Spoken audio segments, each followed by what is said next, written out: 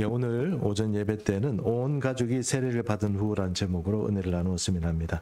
오늘은 저희 교회가 생기고 개척하고 나서 2년 조금 넘은 시간 동안 세례자들이 그렇게 많지는 않았습니다. 그런데 이번에 이제 처음 세례를 이렇게 드리게 되었습니다. 바라기는 해마다 많은 분들이 세례를 받게 되는 그런 귀한 은혜가 있었으면 좋겠다 하는 그런 소망을 가지고 있습니다. 오늘은 그래서 세례와 관련한 어떤 이야기들, 세례 교육을 하면서 우리도 한번 세례를 다시 한번 생각해 봤으면 좋겠다 하는 의미에서 먼저 세례에 관해서 몇 가지 어떤 성경적인 증거를 좀 우리가 짚어보려고 합니다. 첫 번째, 우리가 세례를 왜 받아야 되느냐 이렇게 얘기를 하면 첫 번째는 세례는 죄사함의 표시입니다. 죄사함의 표시입니다. 누가복음 3장 3절 말씀 같이 읽겠습니다. 시작. 요한이 요단강 부근 각처에 와서 죄사함을 받게 하는 회개의 세례를 전파하니. 세례는 주님께서 처음 시작하신 것은 아닙니다. 그런데 세례 요한이 시작을 했고요. 시작한 이유는 무엇이겠습니까? 죄사함을 얻게 하려고 하는 시작한 것입니다. 유대 전통 안에서 사람을 몸에 물을 끼얹어서 혹은 물에 잠겨서 그 세례를 행하였던 그것은 죄사함을 얻게 하려고 하는 것입니다. 사도행전 2장 38절도 한번 읽어보겠습니다. 같이 읽습니다. 시작. 베드로가 이르되 너희가 회개하여 각각 예수 그리스도의 이름으로 세례를 받고 죄사함을 받으라. 그리하면 성령의 선물을 받으리니. 세례를 받는 사람이 어떤 그런 과정을 좀 거치게 되어 있습니다. 물론 우리 교회도 좀 약식으로 세례 교육을 했습니다만 과거에 교회의 멤버가 되려고 하면 그냥 보통 어지간한 어떤 세례 교육을 한 게 아니고 굉장히 강도가 높은 세례 교육을 했습니다. 근데 그게 예수 믿고 뭔가 제대로 믿어보려고 하는 사람이 아니라면 그런 시도를 하지 못할 정도로 그렇게 강도가 세였습니다. 그래서 세례는 우선 죄사함의 표시다 이렇게 말할 수 있는 것입니다. 두 번째, 세례는 구원의 표시이기도 합니다. 마가복음 16장 15절에서 16절입니다. 제가 15절을 읽겠습니다. 또 이르시되 너희는 온 천하에 다니며 만민에게 복음을 전파하라. 믿고 세례를 받는 사람은 구원을 얻을 것이요 믿지 않는 사람은 정죄를 받으리라. 예, 믿지 않고 세례를 받지 않겠다 이렇게 하는 것은 정죄를 받는다고 그랬습니다. 우리는 이렇게 생각합니다. 세례가 중요한가? 그것은 요식행위고 세례는 언제든지 받아도 되는 거 아닌가? 내용이 중요하지. 구원의 내용이 중요하고 믿는 내용이 중요하지. 세례 양식이 뭐 그렇게 중요하냐? 이렇게 말할 수도 있습니다. 그러나 여러분 아시는 것처럼 예수님도 세례를 받으셨습니다. 예수님도 세례 요한에게 머리를 내밀고 요단강에서 세례를 받으셨습니다. 예수님이 필요가 없다고 한다면, 정말 내용만 중요하다고 한다면 그렇게 세례 요한에게 세례를 받으실 이유가 없으셨겠죠.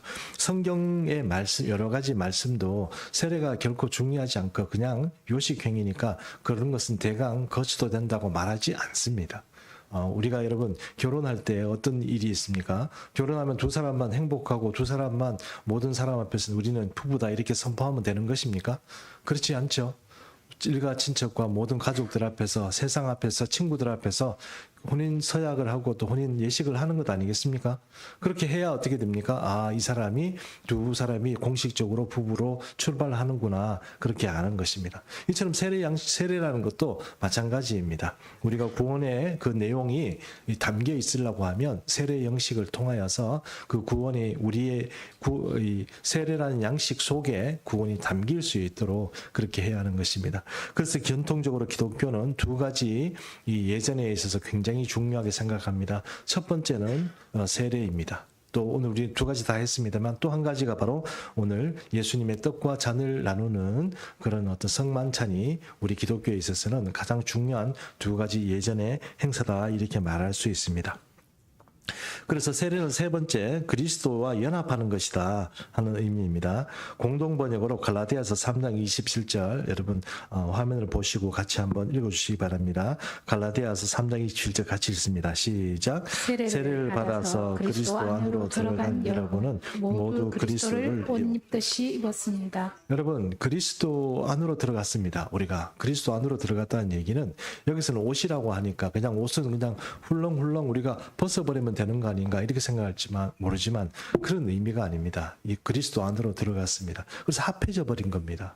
그러면 이 껍질이라고 얘기할까요? 그 우리의 외형은 그럼 누가 가지고 있느냐? 예수 그리스도를 께서 가지고 있는 것입니다.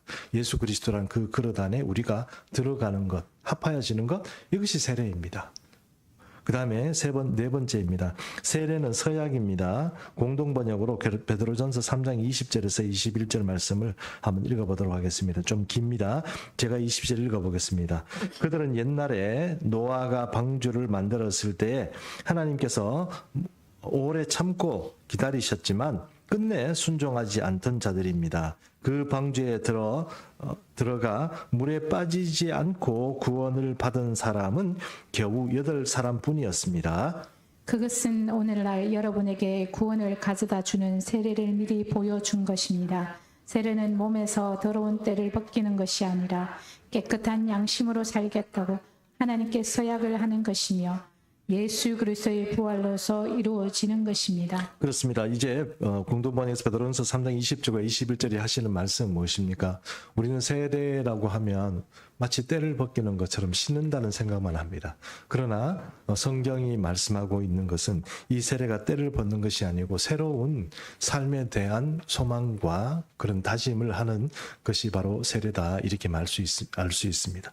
그러면 여러분, 오늘 세례를 받으시는 분들도 마찬가지고 우리가 대부분의 우리 교우들이 대부분 세례를 받으신 분입니다. 그러면 우리가 어떤 삶을 살아야 되겠는가 하는 것은 우리가 그것은 뭐 더 이상 얘기할 필요도 없이 자명한 사실이라고 말할 수 있습니다. 새로운 결심과 결단을 우리가 가지고 살아야 하는 것입니다. 그러므로 세례라는 것을 우리가 받았다고 해서 때를 벗기는 것처럼 늘 우리가 그렇게 산다고 생각해야 될 것이 아니고 우리는 새로운 삶에 대한 어떤 출발과 그 신념 체계 안으로 들어와서 새로운 삶을 살고 있다, 이렇게 우리가 생각해야 한다는 것입니다. 오늘의 본문의 말씀은 여러분 잘 아시는 어떤 세례와 관련한 한 가족 전체가 세례받고 예수 믿게 되는 그런 이야기입니다. 이야기는 오늘 우리가 시간이 많지 않기 때문에 제가 조금 추격해서 얘기를 해보겠습니다. 사도 바울과 또 사도 바울의 동역자들이 빌립보라는 지방에서 사역을 하고 있었습니다. 그런데 어떤 귀신 들린 여자 종 하나가 점을 너무 잘 치는 거예요. 그 점을 너무 잘 치니까 돈을 많이 벌었겠죠. 점을 너무 많이 잘 치니까 돈을 많이 벌었습니다. 그 주인에게 돈벌이를 많이 해주는 여자였어요. 이 여자가 이 귀신이 들려 있고 귀신의 어떤 영빨이 막 서 있으니까 사도 바울을 알아보겠죠. 사도 바울을 알아보고 사도행전 16장 17절에서 18절에서 이렇게 얘기합니다. 그가 바울과 무리를 따라와 소리를 질러 이르되 이 사람들은 지극히 높은 하나님의 종으로서 구원의 길을 너희에게 전하는 자라 하며, 그러니까 귀신 들린 여자가 사도 바울과 또 그 일행에 대해서 이 사람은 천지의 주제이신 하나님의 종으로서 여러분에게 구원의 길을 말하는 사람입니다, 이렇게 막 얘기를 하는 겁니다. 18절, 이같이 여러 날을 하는지라 바울이 심히 괴로워하여 돌이켜 그 귀신에게 이르되 예수 그리스도의 이름으로 내가 내게 명하노니 그에게서 나오라 하니 귀신이 즉시 나오니라, 이랬습니다. 이 여자가 쫓아다니면서 계속 이 얘기를 하는데 우리 생각에는 전도되고 좋네 이렇게 생각할지 모르지만 그게 아니죠. 귀신의 음성 여러분 자꾸 들으면 굉장히 기분이 좋을 것 같지만 귀신의 음성은 여러분 사람 표현은 좀 죄송합니다만 이 심장을 좀 끓는 소리 같은 소리가 납니다. 그 심장과 어떤 그 심령을 하여튼 막 끓어요. 아무리 좋은 얘기를 해주고 많은 얘기를 해도 영적으로 살아있는 사람에게 이 귀신의 소리 이런 것들은 굉장히 거슬리고 정말 견디기 힘들 만큼 힘들어요. 사도 바울에게 쫓아다니면서 이런 얘기를 하니 전도되는 게 아니고 우선 이 사역자들이 힘이 너무 든 거예요. 이 귀신자들 때문에. 하도 안 되니까 사도 바울이 예수 그리스도 이름으로 귀신아 나가라 이래버렸습니다. 귀신이 예수 이름으로 쫓아내는데 견딜 수가 없을 거 아닙니까? 쫓겨 나가버렸습니다. 자, 이렇게 나가버리니 어떤 문제가 생기느냐. 이제 이 여종의 주인은 그동안 이 여자가 점을 잘 쳐가지고 돈을 많이 벌었습니다. 뭐 우리 선거철 되면은 그죠? 뭐 큰 돈 받고 뭐 사업을 하느냐 마느냐 그런 거, 내가 이번에 장사를 하러 가면 내가 이번에 선적을 해서 배를 가지고 장사를 하러 나가면 되겠냐 안 되겠냐 이런 걸 다 물어보는데 된다 안 된다 이렇게 다 맞춰줬는데 이 여자 귀신이 떠나버리니까 이제는 이 여자를 통해서 돈을 못 벌 거 아닙니까? 그럼 화가 났습니다. 이 주인이 사도 바울과 또 신라를 데리고 사람들 앞에 가서 시장에 가서 막 고발을 했습니다. 이 사람들이 이상한 걸 가져와가지고 우리 로마인들이 견디지 못하겠다 이러면서 막 고발을 하고 그 얘기를 듣고 있던 일부 사람들이 사도 바울과 신라를 두들겨 팹니다. 막 패가지고 두들겨 맞았습니다. 맞고는 이 사람들 안 되겠다 이래가지고 감옥에 넣었는데 그게 바로 여러분 아시는 것처럼 오늘 우리 본문이 등장하고 있는 빌립보 감옥에 이 사람들이 이제 두 분이 갇혔습니다. 자, 두 분이 갇혔으면 가만히 계셔야 될 텐데 가만히 계시지 않고 기도하면서 찬송을 하는 것이죠. 사도행전 16장 25절 26절인데요. 제가 25절을 읽어보겠습니다. 한밤중에 바울과 신라가 기도하고 하나님을 찬송하며 죄수들이 듣더라. 이에 갑자기 큰 지진이 나서 옥토가 움직이고 문이 곧 다 열리며 모든 사람의 매인 것이 다 벗어진지라. 빌립보 감옥이 이제 고고학적으로 이렇게 좀 발굴이 되는데 보면요, 그게 지상에 이렇게 있는 게 아니고요, 반지하 이상으로 이렇게 깊이 이렇게 지하 쪽으로 들어가 있습니다.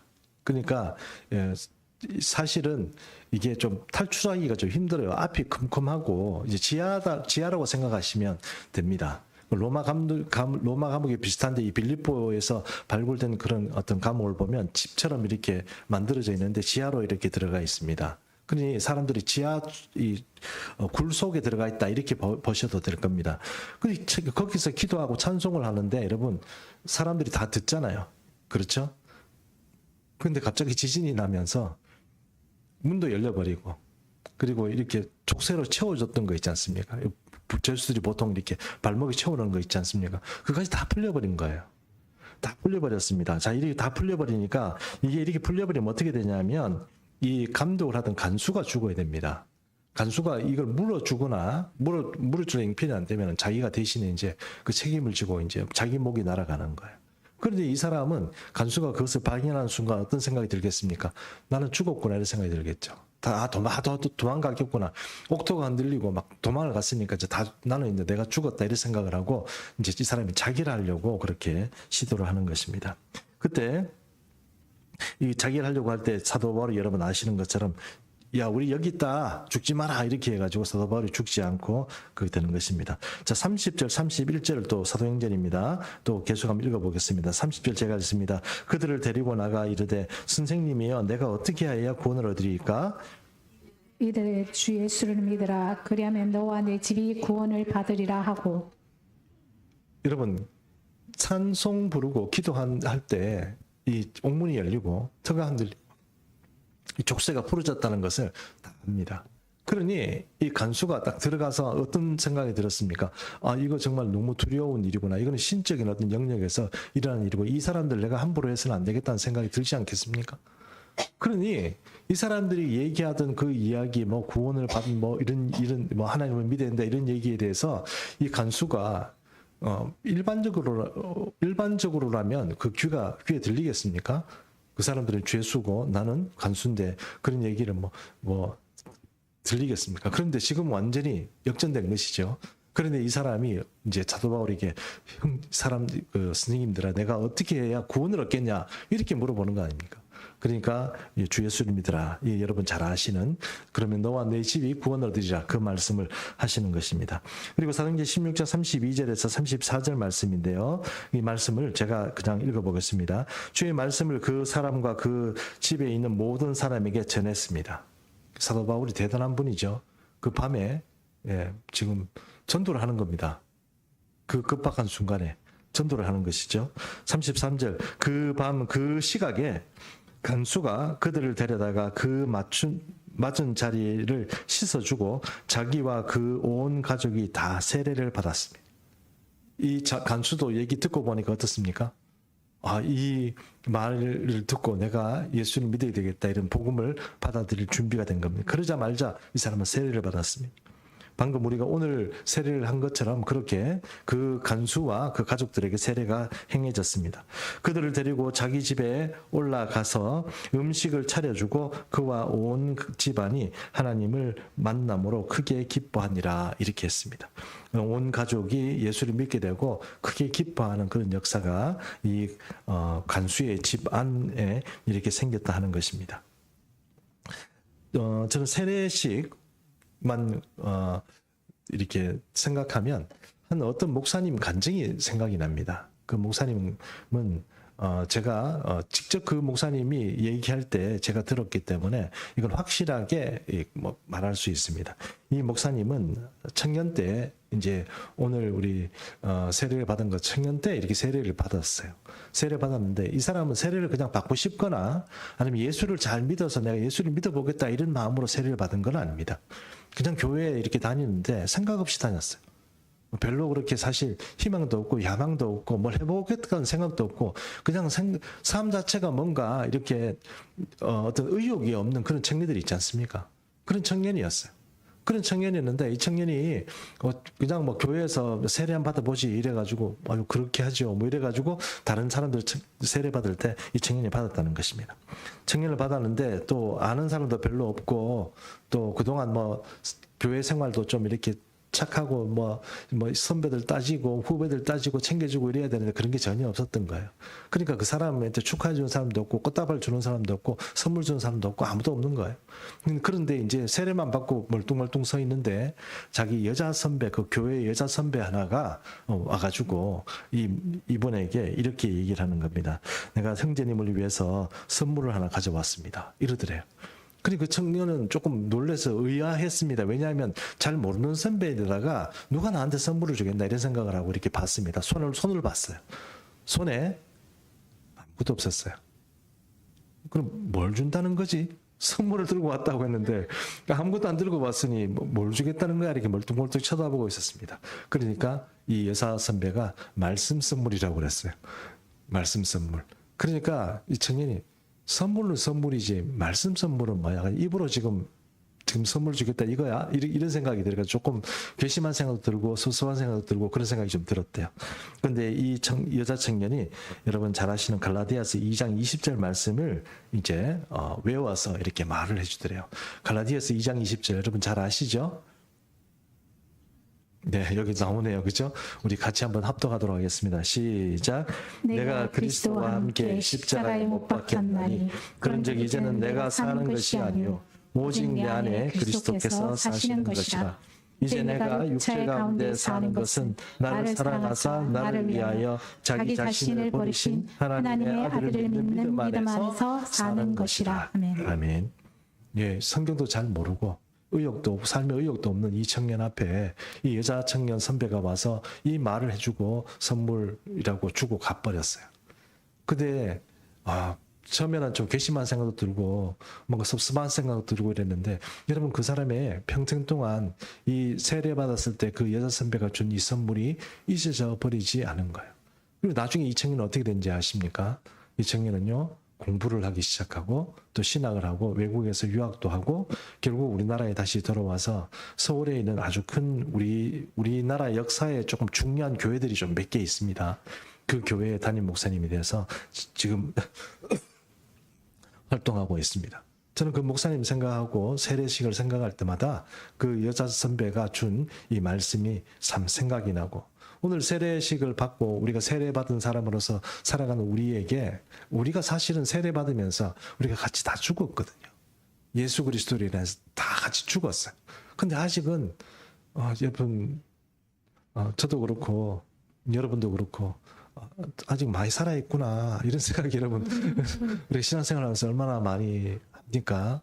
우리 죽었어야 되는데 안 죽고 살아가지고 자꾸 퍼덕퍼덕거리는 우리의 이 삶을 보면서 참 여러 가지 생각을 하게 된다는 것입니다.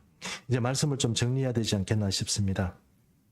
로마서 6장 3절에서 4절 말씀에 이런 말씀이 있습니다. 무릇 그리스도 예수와 합하여 세례를 받은 우리는 그의 죽으심과 합하여 세례를 받은 줄을 알지 못하느냐? 그러므로 우리가 그와 죽으심으로 합하여 세례를 받음으로 그와 함께 장사되었나니 이제 이는 아버지의 영광으로 말미암아 그리스도를 죽은 자 가운데서 살리심과 같이 우리로 또한 새 생명 가운데서 행하게 하려 함이니라 이랬습니다. 사도 바울은 이렇게 생각했습니다. 예수 그리스도와 함께 우리는 세례를 받았다.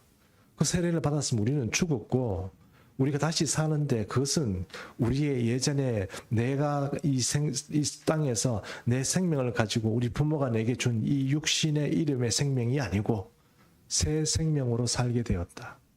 그것은 예수 그리스도 안에서 내가 하나님께서 내게 주신 새로운 생명이다.